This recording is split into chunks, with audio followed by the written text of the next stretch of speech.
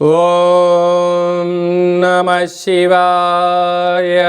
ఓం నమో నారాయణాయ. నరదృష్టి నివారణ అక్షర తులాభార కాల భైరవాయ నమో నమః. హరి ఓం. ఆదిత్యాయ సోమాయ మంగళాయ బుధాయ చ గురు శుక్ర శనిభ్యశ్చ రాహవే కేతవే నమో నమః. ఓం కాళకాలాయ విద్మహే కాళాతీతాయ ధీమహి తన్నో కర్మ నివారణ నరదృష్టి నివారణ కాళభైరవాయ నమో నమః. హరి ఓం. మా ఛానల్కి స్వాగతం. చూస్తున్న వీక్షకులకు ప్రేక్షకులకు ప్రియ కాళభైరవ భగవద్బంధులకి స్వాగతం పలుకుతూ సనాతన ధర్మ సంరక్షకులకి అలాగనే జ్యోతిష అభిమానులకు అందరికీ కూడా ముందస్తుగా తెలుగు ఉగాది పండగ శుభాకాంక్షలు. శ్రీ విశ్వావసునామ సంవత్సరంలో అందరికీ శుభాన్ని, జయాన్ని, లాభాన్ని, ఆయురారోగ్యాలు ప్రసాదించాలని మనసారా కాళభైరవ స్వామి వారిని వేడుకుందాం. ద్వాదశ రాశుల్లో గ్రహ గమనాలు వీక్షింపచేద్దాం. వృషభ రాశిలో దేవగురు బృహస్పతి సంచార స్థితి, కన్యరాశిలో కేతు సంచార స్థితి, మీనరాశిలో శని రాహుల సంచార స్థితితో ఉగాది పండగ ప్రారంభం అవుతుంది. అది ఏ కాకుండా ఈ సంవత్సరము మనకు మే నెలలో రాహుకేతులు మారడం, అలాగనే దేవగురు బృహస్పతి మిథున రాశిలోకి సంచారం చేయడం జరుగుతుంది. తెలుగు ఉగాది పండగ పంచాంగ శ్రవణ మహోత్సవ కార్యక్రమంలో శ్రీ విశ్వావసునామ సంవత్సరంలో ఆదాయ వ్యయాలు ఎలా ఉండబోతున్నాయో ఈ వీడియోలో సవివరంగా సంపూర్ణంగా తెలుసుకుందాం. ఈ మీనరాశిలో ఏ ఏ నక్షత్రాలు వస్తాయి అనగా పూర్వాభాద్ర నక్షత్రంలోని చివరి పాదమైన 4వ పాదము, ఉత్తరాభాద్ర నక్షత్రంలోని 4 పాదాలు, రేవతి నక్షత్రంలోని 4 పాదాలు కలిపితే మీనరాశి. చాలామందికి పుట్టినటువంటి కాల సమయంలో డేటా బర్త్లు సక్రమంగా లేనటువంటి కారణం వలన పేరు యొక్క మొదటి అక్షరాన్ని అనుసరిస్తూ ఆ రాశిని తెలుసుకునే ప్రయత్నం చేద్దాం. ది, దుమ్, షం, ఝ, ద, దే, దో, చ, చి అక్షరాల వారందరూ కూడా మీనరాశి జాతకులే. మీనరాశికి అధిపతి దేవగురు బృహస్పతి. వీరికి ఆదాయం 5, వ్యయం 5.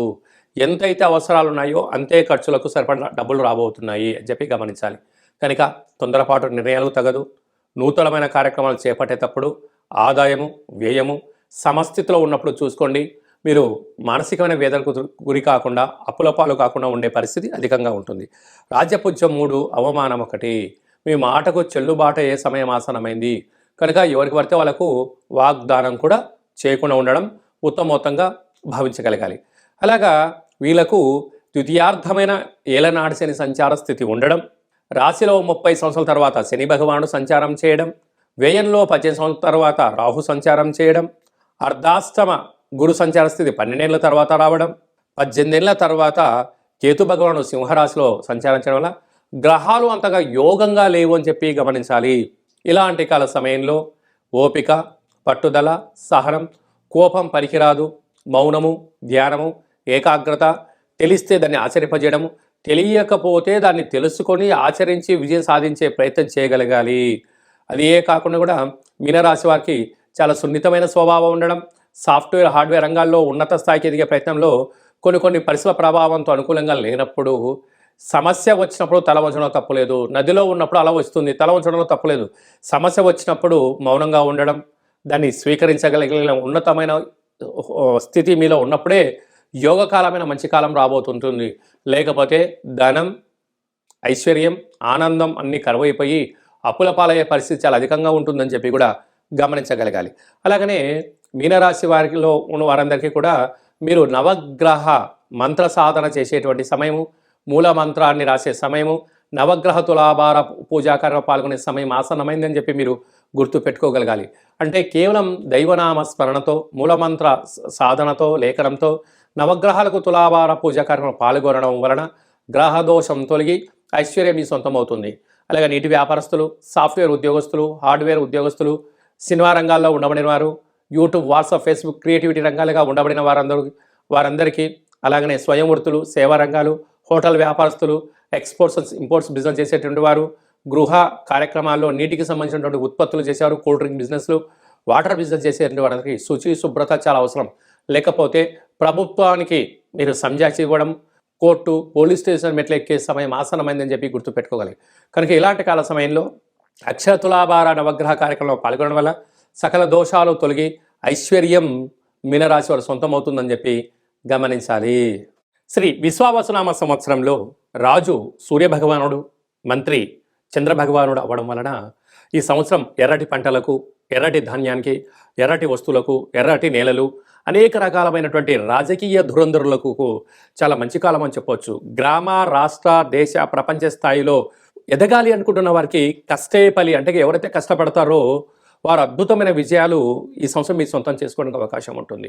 అదే కాకుండా ఎన్నడూ లేనటువంటి విధంగా ఈ సంవత్సరం మనకు షష్ఠగ్రహ కూటమి, అనగా రవి, చంద్రుడు, బుధుడు, శుక్రుడు, శని, రాహు గ్రహాలన్నీ కూడా మీనరాశిలోనే ఉండగా మనకు ఉగాది పండగ రావడం, ఉగాది పండగ ప్రారంభ మాసమంతను కూడా చతుర్గ్రహ కూటమితో సంచారం చేయడం, ఎన్నడూ లేనటువంటి విధంగా ఈ సంవత్సరంలో 4 పెద్ద గ్రహాలు మారడం, అంతనూ కూడా కష్టపడి పనిచేసేటువంటి వారికి, ధర్మబద్ధంగా న్యాయబద్ధంగా ఉండబడిన వారందరికీ ఈ సంవత్సరము జయహో అనేటువంటి విజయాలు మన అందరి సొంతమవుతాయి. అది కాకుండా వీలైనంత వరకు భగవంతుడికి భక్తుడికి మధ్య అనుసంధానకర్త అయినటువంటి, అంటే వీలైనంత వరకు ఆధ్యాత్మిక చింతనగా ఉండడం, రోజు ఉతికిన వస్త్రాలు ధరింపచేయడం, మొక్కలకు నీరు పోయడం, సూర్య నమస్కారాలు ఎవరైతే చేస్తారో వారందరికీ కూడా వీలైనంత వరకు ఆరోగ్యము, మనశ్శాంతి ఉండే అవకాశాలు ఉంటాయి. అదే కాకుండా అనేక సంవత్సరాలుగా విజయం కోసం పరితపిస్తున్న వారందరికీ కూడా ఒక భక్త ప్రహ్లాదుడిలాగా, ఒక నారాయణులాగా నిత్యం, అంటే మనకు నారద మహామునిలాగా నిత్యము దైవనామస్మరణ ఎలా చేస్తూ ఉంటారో మనము కూడా ఈ సంవత్సరం వీలైనంత వరకు ఆదివారం పూట, అంటే రాజు సూర్యుడు అవ్వడం వలన ప్రతి ఆదివారం పూట ఇలా ఒక పత్రంలో ఓం హ్రాం హ్రీం హ్రౌం సహ సూర్యాయ నమః అనేటువంటి మంత్రాన్ని ప్రతి ఆదివారం రోజు రాయడం, కుదిరితే రోజు రాయడం, కుదరలేదు 4 ఆదివారాల్లో ఏదో ఒక రోజు రాయడం, ఈ పత్రాలను మాకు పంపించినట్లయితే సూర్యగ్రహ భగవానునికి అక్షర తులాభార మహోత్సవ కార్యక్రమాన్ని ఏర్పాటు చేయడం జరిగింది. ముందు తులాభారము అనగానే మనము విద్యలో కానీ ఉద్యోగంలో కానీ విజయం సాధించినప్పుడు మనము షష్ఠపూర్తి కాల సమయంలో చాలా అరుదుగా చూస్తూ ఉంటాం. ఒకవైపు ధాన్యాన్ని, ఒకవైపు యజమానిని కూర్చోబెట్టి తులాభారం చేస్తూ ఉంటారు. కళౌ వెంకటనాయక అనే వెంకటేశ్వర స్వామి యొక్క దేవాలయంలో రూపాయి బిళ్ళలతో తులాభారం చేస్తారు. ఎందుకు? లక్ష్మీ కటాక్షం కోసం, 7 తరాలు కూర్చొని తిన్నా తరగనంత ఆస్తి ఐశ్వర్యం కోసం అక్కడ తులాభారం చేస్తూ ఉంటారు. తెలంగాణ రాష్ట్రంలో గిరిజన జాతర అయినటువంటి సమ్మక్క సారక్క దేవాలయంలో బెల్లంతో తులాభారం చేస్తారు. ఎందుకు చేస్తారని అంటే అమ్మవారి యొక్క ఆశీస్సుల కోసం. అందుకే మనం తెలంగాణలో బెల్లాన్ని బంగారం అని చెప్పుకుంటూ ఉంటాం. అలాగనే మధురలో కృష్ణ పరమాత్మునికి వెన్నతో తులాభారం చేస్తూ ఉంటారు. అయితే చూడండి, మార్వాడి చూడండి, చిన్న జీవనాన్ని ప్రారంభించి కొద్ది కాలం కాగానే వాళ్ళు అపార కుబేర సంపన్నులుగా జీవనాన్ని పొందుతూ ఉంటారు. ఈ విధంగా మన అందరికీ కూడా ఐశ్వర్యం కోసం, యోగం కోసం ప్రతి ఆదివారం పూట సూర్యుడికి, ప్రతి సోమవారం పూట చంద్రుడికి, మంగళవారం కుజుడికి, బుధవారం బుధ భగవానునికి, గురువారం గురు భగవానునికి, శుక్రవారం శుక్ర భగవానునికి, శనివారం శని భగవానునికి, రాహు భగవానునికి, కేతు భగవానునికి ఎవరికి ఏ దోషమైతే ఉందో వారితో ఇలా పత్రం రాయించి ఈ పత్రాలంతా కూడా భగవంతుణ్ణి, ఆ నవగ్రహాల భగవంతుణ్ణి తులాభారంలో ఏర్పాటు చేసి మీ పేరున పూజ చేసి మీకు ప్రసాదంగా నరదృష్టి నివారణకు సంబంధించినటువంటి ప్రసాదాన్ని తమకు అందజేయడం జరుగుతుంది. కనుక కలియుగ కాలంలో వెంకటేశ్వర స్వామిని స్మరిస్తే ఎలా యోగం కలుగుతుందో, విజయాలు కలిగిన తర్వాత పెద్దలను ఎలా దర్శించుకుంటామో, నామ ఇతి మంత్రియత, నామాన్ని స్మరించడం వలన మనకు మనశ్శాంతి, ఆయువృద్ధి, జ్ఞానవృద్ధి కలుగుతూ కోపతాపాలకు దూరంగా ఉండేటువంటి పరిస్థితి ఉంటుంది. కనుక ఆదిత్యాయ సోమాయ మంగళాయ బుధాయ చ గురు శుక్ర శనిభ్యచ్చ రాహవే కేతవే నమో నమః అనే మంత్రాన్ని మనం ప్రతిరోజు చెప్పుకుంటూ ఉంటాం. అలాగే ఆదివారం పూట సూర్యుడు, సోమవారం చంద్రుడు, ఇట్లా 7 రోజులకు 9 గ్రహాలను స్మరించడం, ధ్యానించడం, వ్రాయడం, తులాభారంలో పాల్గొనడం వలన సకల గ్రహ దోషాలు తొలగి ఈ శ్రీ విశ్వావసునామ సంవత్సరం అంతను కూడా రాజు సూర్యభగవానుడు అవ్వడం వలన రాజుగారి ఆశీస్సులు మన పైన ఎప్పుడైతే ఉంటాయో అన్నింటా విజయాలు, ఎక్కడికి వెళ్ళినా మనకు రాజ్య పట్టాభిషేకాలు, మనకు రాజ గౌరవాలు ఎలా దక్కుతూ ఉంటాయో కేవలం నామాన్ని స్మరించడం వలన, వ్రాయడం వలన మనందరికీ ఇలాంటి యోగం కలుగుతుంది. కనుక అలా రాయాలి అనుకుంటున్న వారందరూ ఈ కింద మనం సంప్రదించినట్లయితే మీకు కూడా వాట్సాప్ ద్వారా ఈ యొక్క రాసేటువంటి పత్రాన్ని ఫార్వర్డ్ చేయడం జరుగుతుంటుంది. మీవన్నీ కూడా రాసి మళ్ళీ ఫోటో తీసి వాట్సాప్లో పంపిస్తే వీటిని జిరాక్స్ తీసి తులాభార కార్యక్రమంలో ఏర్పాటు చేయించి మీకు వీడియో కాల్ ద్వారా చూపించి భగవంతుడి యొక్క ఆశీస్సులు పొందడానికి అన్ని ఏర్పాట్లు చేస్తున్నాయి కనుక మనమందరము కూడా దైవనామాన్ని స్మరణ చేద్దాం, ధ్యానిద్దాం, భగవంతుడు ఆశీస్సులు పొందుదాం, సంపూర్ణ ఆరోగ్యవంతులు అవుతామని చెప్పి వచ్చిన విన్నపం. ఇంకను శ్రీ విశ్వావసునామ సంవత్సరంలో అద్భుతమైన మన విజయం సాధించగలగాలి అన్నట్లయితే ఈ యొక్క పాత్ర కంచు పాత్ర. అంటే కంచు మోగినట్టు కనకము మోగదు గదరాసుమతి అని ఎలా చెప్పుకుంటామో ఈ యొక్క కంచు పాత్రను మనం ఇంట్లో పెట్టుకొని ఇది శ్రీ కాళభైరవ అక్షయ పాత్ర అంటారు. అక్షయము అనగా నశించబడినటువంటిది.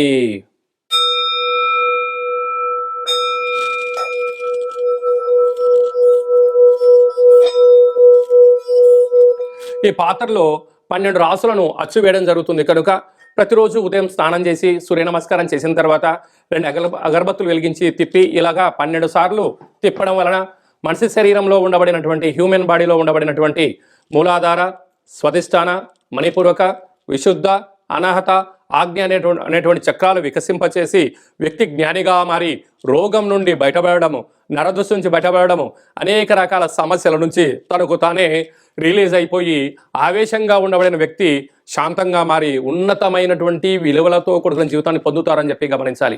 ఈ అక్షయ పాత్రతో పాటు మీకోసం ప్రత్యేకంగా కాళభైరవ స్వామి యొక్క హోమము, కాళభైరవ స్వామి యొక్క పిరమిడు, డాలరు, కంకణాన్ని ఏర్పాటు చేయించి పూజ చేయించి పంపించడం జరుగుతుంది. కనుక శ్రీ విశ్వావసునామ సంవత్సరం అంతను కూడా గ్రహ గమనాలు అనేకంగా మారుతున్నాయి. ఇంకా స్వల్పమైనటువంటి ఒడదొడుకులు ఉండినను ఏది శాశ్వతం కాదు అని చెప్పి గమనించాలి. ఈ ఆనందము శాశ్వతము కాదు, ఈ కష్టాలు కూడా శాశ్వతము కాదు. రెంటిని సమస్థితిలో ఏ ఒక్క వ్యక్తి తను స్వీకరిస్తాడో అద్భుతమైన విజయం శ్రీ విశ్వావసునామ సంవత్సరంలో మనం పొందగలము అని చెప్పి గమనించాలి. అదే కాకుండా మీ వ్యక్తిగత జాతకం తెలుసుకోవాలనుకుంటున్నారా? మీ పేరు, పుట్టినటువంటి తేదీ, నెల, సంవత్సరం, సమయం రాసి మీరు వాట్సాప్లో పంపించగలిగినట్లయితే సంపూర్ణమైనటువంటి 100 సంవత్సరాల జాతకాన్ని వ్రాసి పంపించి మీరు పుట్టినప్పుడు గ్రహ గమనాలు ఎలా ఉన్నాయి, ప్రస్తుతం ఎలా ఉంటున్నాయి, రాబోయే కాలంలో ఎలా ఉండబోతున్నాయో సవివరంగా సంపూర్ణంగా జాతకాన్ని వివరించడం తెలియజేయడం జరుగుతుందని చెప్పి గమనించాలి. అలాగే చాలామందికి పుట్టినటువంటి కాల సమయంలో డేట్ ఆఫ్ బర్త్లో లేనటువంటి వారికి పేరు యొక్క మొదటి అక్షరాన్ని అనుసరిస్తూ రాశిని తెలుసుకొని ప్రయత్నం చేస్తూ రాశి యొక్క గ్రహ గమనాలు, రాశి యొక్క ఆదాయ వ్యయాలు, రాశి యొక్క రాజపూజ్య అవమానాలు, ఎలాంటి ఇబ్బందులు ఉన్నాయి, ఎలాంటి యోగాలు ఉన్నాయో కూడా మీకు గవ్వల ద్వారా, రమణ శాస్త్రం ద్వారా, కాళభైరవ ఉపాసన చేత భూత భవిష్యత్ వర్తమానాన్ని తెలియజేయడం జరుగుతుంది. కనుక జీవితాన్ని, జాతకాన్ని తెలుసుకొని ప్రయాణం చేయగలిగితే ఉన్నంతకాలం చీకటిలో కాకుండా వెలుగులో మన జీవితం ఉంటుందని చెప్పి గమనించాలి. లేకపోతే మీరు చీకట్లో ఉంటూ మిమ్మల్ని నడిపించేవారు కూడా చీకట్లో ఉన్నట్టయితే జీవితం అంధకారం అవుతుంది. అదే ఒక జ్ఞానితో, అదే ఒక వెలుగులో ఉండబడిన వ్యక్తితో, సక్సెస్ అయిన వ్యక్తితో మీరు ప్రయాణం చేస్తే మీ జీవితంలో కూడా ఉన్నతమైనటువంటి శిఖరాలు అధిరోహించి రాజసన్మానం, గజ సన్మానం మన సొంతం అవుతుంది. కనుక జాతకాన్ని తెలుసుకుందాం, కష్టాలను తొలగించుకుందాం, ఐశ్వర్య స్వాగతం పలుకుదాం అని చెప్పి గమనించాలి. ఈ సంవత్సరం అంతను కూడా అందరికీ శుభం, జయం, లాభం కలగాలని కోరుకుంటూ ఆశీర్వచనం. ఓం శతమానం భవతి శతాయు పురుష సతేంద్రియ ఆయుష్యేవేంద్రియే ప్రతిష్టతి ధనం ధాన్యం బహుపుత్ర లాభం శత సంవత్సరం దీర్ఘమాయు లోకా సమస్తా సుఖినో భవంతు సర్వం శివార్పణమస్తు. శ్రీ విశ్వావసునామ సంవత్సరాంతం నిత్యం శాంతిరస్తు, వృద్ధిరస్తు, తుష్టిరస్తు, అవిఘ్నమస్తు, ఆయుష్యమస్తు, ఆరోగ్యమస్తు. లోకా సమస్తా సుఖినో భవంతు. సర్వం కాళభైరవ దేవతార్పణమస్తు. హరి ఓం. ఈ వీడియో మీకు నచ్చినట్టయితే లైక్ చేయండి, షేర్ చేయండి. మేము చేస్తున్న ఆధ్యాత్మికమైన వీడియోలు అందరికన్నా ముందు మీరు చూడాలి అన్నట్టయితే గంట సింబల్ ప్రెస్ చేయండి, అలాంటి బటన్ కూడా తెలియచేయండి. మీరు ఎవరి క్షేమాన్ని కోరుకుంటున్నారో లేక మీ క్షేమాన్ని గురించి ఎవరైతే ఆలోచన చేస్తున్నారో ఈ భక్తి సమాచారాన్ని చేరవేసి భగవంతుడు ఆశీస్సులు పొందగలరు.